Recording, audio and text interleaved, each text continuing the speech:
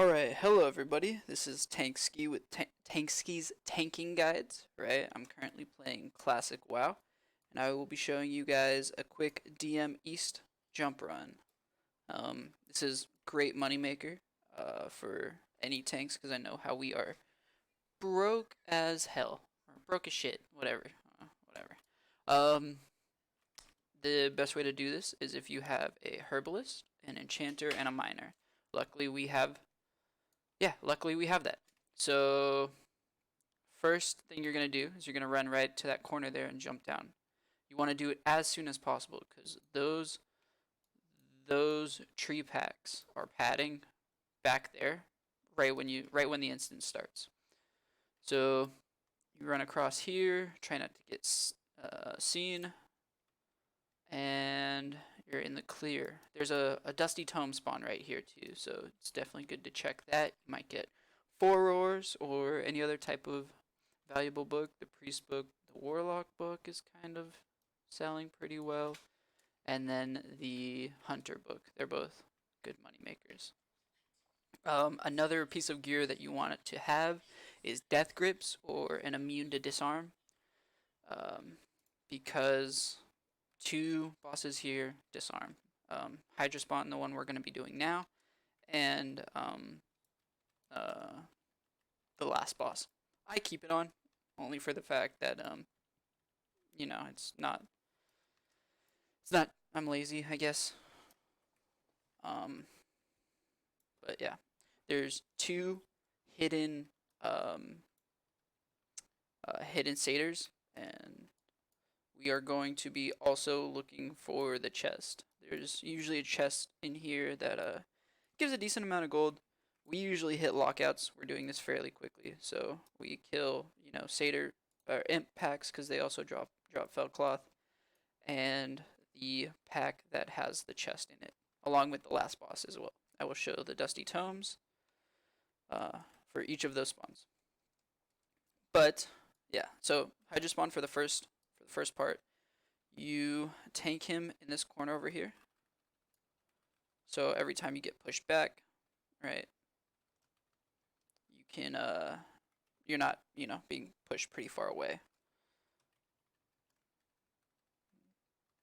Yep. Pretty simple.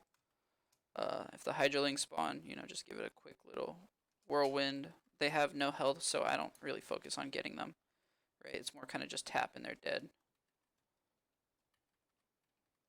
Like, as you can see, I create 83 and I took like multiple part of its health out. I am dual wield tanking this, but I'm not really using very good weapons, and I'm deep prot, so it's just to add a little bit of extra DPS to the charts. A chest spawns there, but currently it's not, so it must be in a different location. Actually, there it is, right there. So we're gonna pull these satyrs and kill them real quick for just an extra bonus gold. Sometimes they have blue BOEs in them. And yeah, it's just a quick little a bonus. You could 4-man this, and things will die quickly as well. That's not a big issue. Um, or if you 3-man, if you could do it with 3-man, you should be set. Like I said, things we're only doing this extra because we try not to get locked out. We could still occasionally get locked out with a fourth person. Thing about these satyrs is they also stun, which is pretty annoying, but they drop fell cloth, and it's more frequent than you'd think.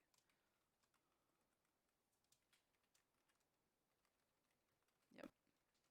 So after a quick kill here and looting the chest, if I had to guess, you can get anywhere between like 100 to 150 just off of the blues and greens in here every 5 runs. So if you could, really min max that 5-run limit, you should be pretty good.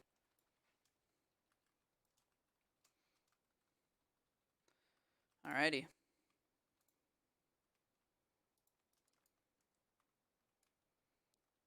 We're gonna move on to the second boss. There's a place where you could tank the second boss. It's it's a pretty decent spot if you could LOS the sacrifice. Um, Currently, I think there's a bit of a bug because it chooses the mark, then sacrifices. It doesn't look to see if it's LOS after. It's more like before it's cast. It's like, hey, I choose you. I'm gonna LOS you. It I don't know if that's a bug or working as intended. It's a kind of crappy, but uh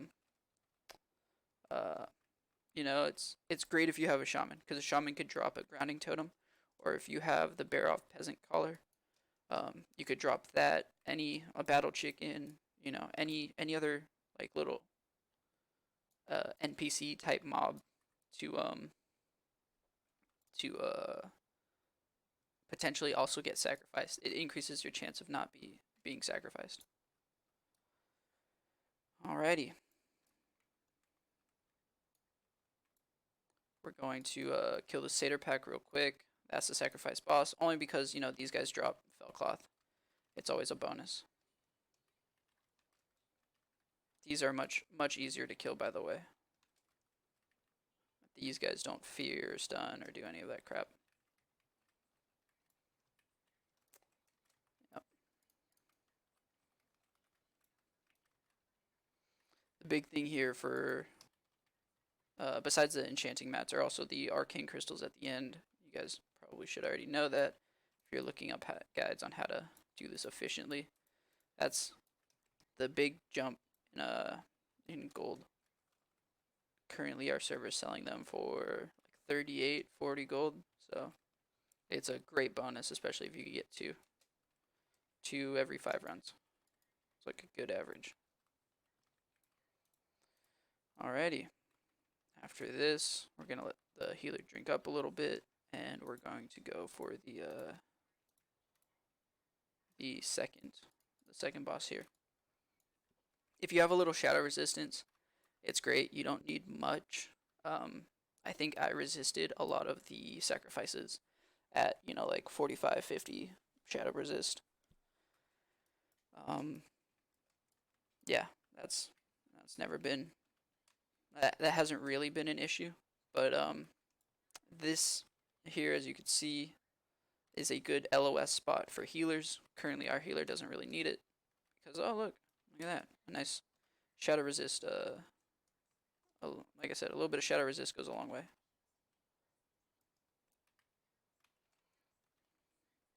Um, yeah, where he's currently standing,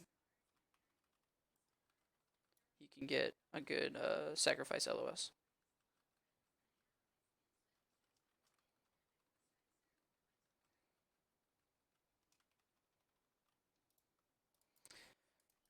Yep, quick as that. Next pull is going to be down here if you want to do the fourth boss, or the third boss before the fourth. If not, you can jump down the side and go talk to the tree. Um, yep. So you jump straight down, you know, try and get a bit of AoE. I know, being a warrior tank, it kind of sucks. Right? I carry the force reactive disc, but I only really use it for the end, and that's only when we need it.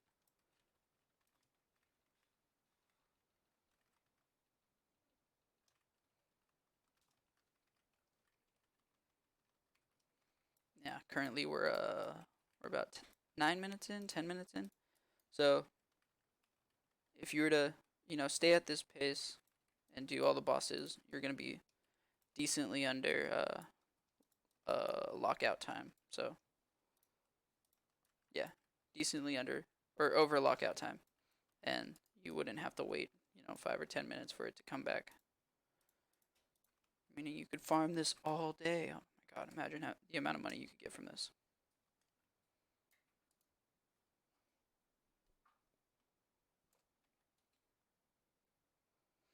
All right, we're going to move up to the next boss here. There's a book spawn with this boss. and it's just quick kill the ad, then kill the boss.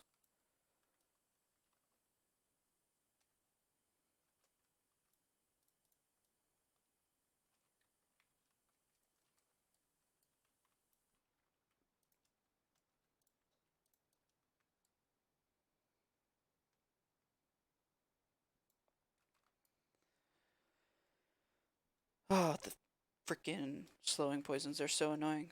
Oh, as you can see, a dusty tome right there. Hopefully a fours. Uh, they're by far the biggest moneymaker. I'm pretty sure the bosses themselves here have a 2% drop chance. Just any DM boss has a 2% drop chance to drop the fours book. But yeah.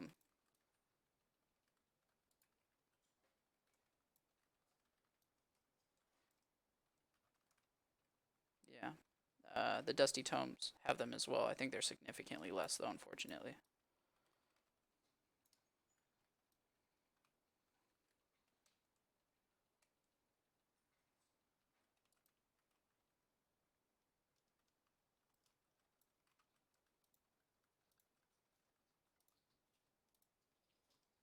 Oh, that's a great leather hat right there. Let's see what we get. It's a good, oh, nothing. A good rogue hat, a little bit of shadow resist for PvP. Decent stam. But, yeah. Alright, we're headed to the last boss. It's also one who disarms. So, like I said, that would be the second boss if you wanted to switch out between might or any other hands. You'd switch back to um, the death grips. But like I said, lazy. Just gonna keep them on. Um, then there's also a dusty tome spot as well down there. I will kind of circle where that zone is going to be. Let me know if you guys like this video. This is my first video made, so if you guys like and want to see different guides, maybe Scholomance, Strathome, uh even a BRD, I don't mind running through those as well, showing you just a couple tips and tricks that I've learned from tanking those. So after you talk to the tree, what I usually do is I kind of hang out right here and wait. Um, Once I see this tree pack move, I run straight back. And then I sit here and wait for these guys to go. I mean, it's a bit more time consuming, I think. Um, but it's not too bad. I still think he's attacking the tree. Or the tree's attacking the door. Look at him go. Uh, Another thing as well, definitely get some minor speed increase boots. They really help you run at about the same speed as the trees. So you won't ever get like a caught if they're chasing you. You could chase them all the way down this hallway or onto that pillar where Hydrospawn is, and you continue to you chase you continue to chase have them chase you. Sorry about that. And you jump on to this ledge right here. If you get one of these trees, you could jump onto that ledge as well, and they'll continue to be looking at you. But you want to make a run for it onto this little rock, and then just jump up onto that ledge. Right here, they'll continue to be aggroing you. They'll like de-aggro and aggro again. But if you jump onto the pedestal here and hang out in this corner, just like this, they'll de-aggro from you. So goal is to get to that first ledge, this second ledge, and then the pillar. Once you get to the pillar, you're set. It's just kind of waiting it out till then. And then this is the last boss. Um, he's going to be tanked in this corner right here. Um, just to not grab aggro from the lashers. Also, the book spawn is right here. Right, yeah, right there. Alrighty, let's go.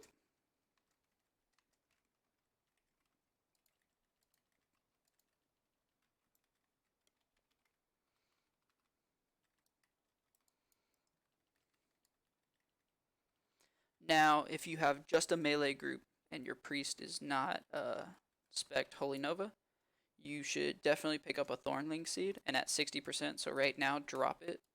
So the Thornling grows and gets these imps right here. They're really annoying if you don't have an AoE class. Luckily, we got a great healer spec into Holy Nova, and makes it uh easier to easier to kill those imps. And after that, that's it. Done and done. Um, the extra bonus are the RTVs here. These are, the ones that the money maker if you could get the arcane crystal. They're pretty rare, but within 5 runs you should see 1 to 2. If you're lucky, you'll get 3. And that's about it. You run out, reset, and keep on doing it until your eyes bleed or something like that. I don't know. Oh shit, that was only a little 2-tapper. That sucks. All right. Thank you for watching, and let me know if I could do anything better, and or you guys want to see anything else. All right.